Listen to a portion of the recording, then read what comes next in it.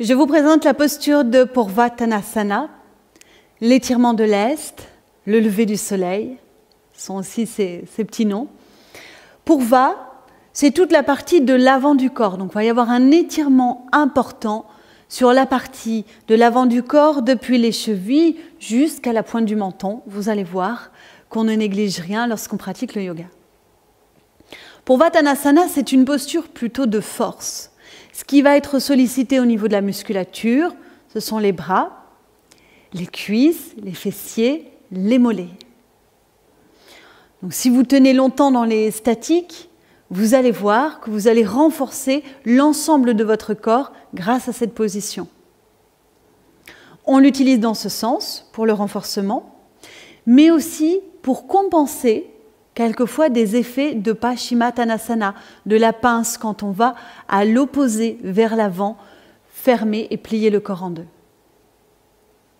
Attention si vous avez des problèmes au niveau des poignets, ces articulations sont sensibles et si c'est votre cas, il faudra faire l'adaptation que je propose. Comme c'est un étirement de l'avant du corps, la tête va être lâchée en arrière. Donc là aussi, faites attention si vous souffrez de douleurs dans la nuque, préférez pratiquer la version simplifiée.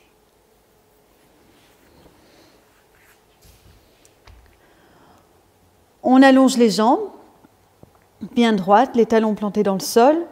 On positionne les mains derrière, bout des doigts en direction des fessiers. Il faut prendre un petit peu d'écart, une quinzaine de centimètres entre les doigts et les fessiers. Quand on prend la position, on monte le bassin, on essaie de poser le dessous des pieds au sol et on lâche la tête en arrière.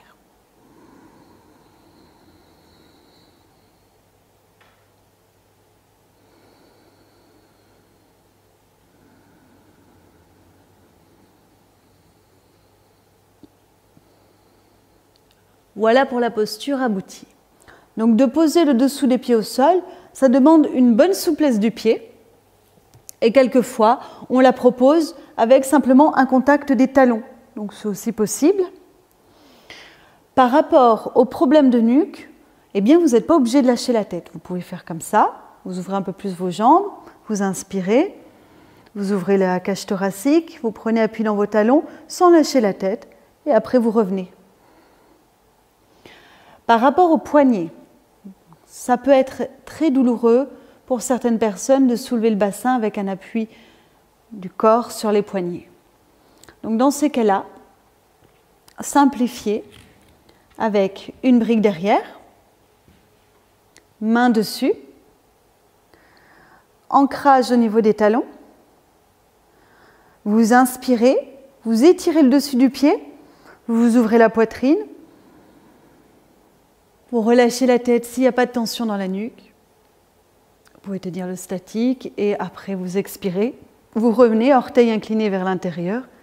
Vous roulez les épaules en avant et vous relâchez la tête.